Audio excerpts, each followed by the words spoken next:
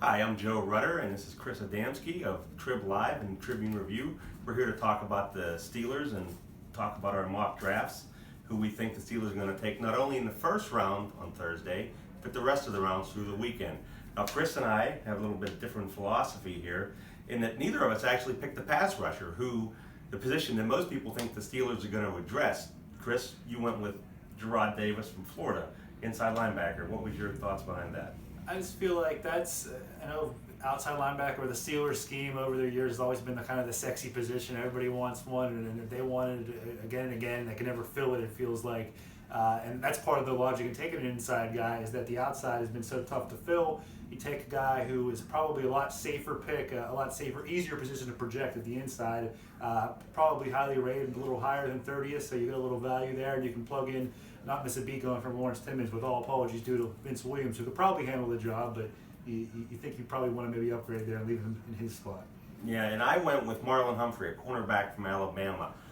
I like Humphrey. They had him in for a pre-draft visit.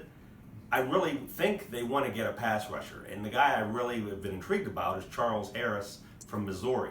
But Dallas, he seems to be going to Dallas or Green Bay, which picked directly in front of the Steelers at 28 and 29. So I don't think he's going to be there. I don't think they're going to be satisfied with the pass rushers available. That's why I went with cornerback first.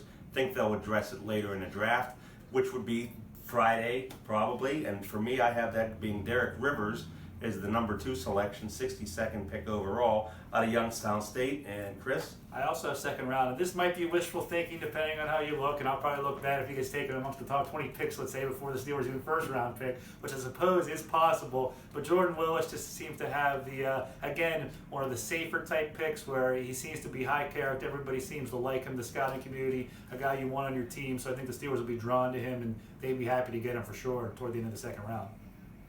Yeah, and then we move down, and we kind of differ here. I think the Steelers are going to go back to offense, go with receiver. I picked Chris Godwin out of Penn State, who actually has been targeted by a lot of people in the second round.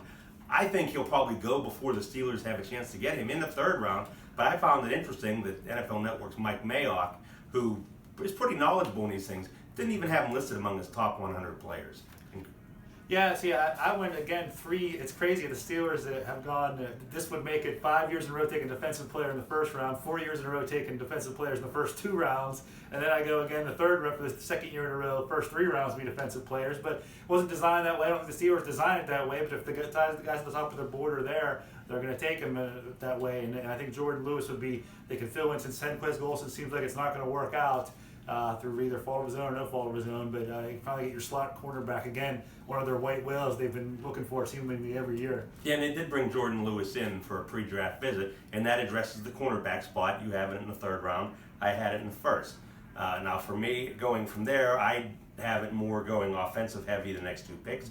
Kareem Hunt, a running back out of Toledo, then Bucky Hodges, a tight end out of Virginia Tech. And you go with some offense, but at a position where a lot of people are wondering if the Steelers are going to take a quarterback.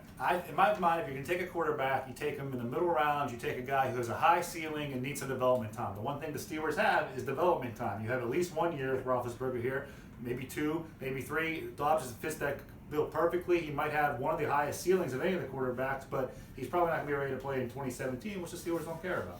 Yeah, and I did consider a quarterback, but I didn't go with it. And I did look at Joshua Dobbs as a guy I might have picked. I just thought the Steelers were in win-now mode, so they would go with other players. Then you continued your run on offensive players. Yeah, and I become real homer here with a West Virginia guy, a Pitt guy, and a kid from Gateway High School, and Shelton Gibson, the speedy receiver from West Virginia. James Conner, everybody knows who he is.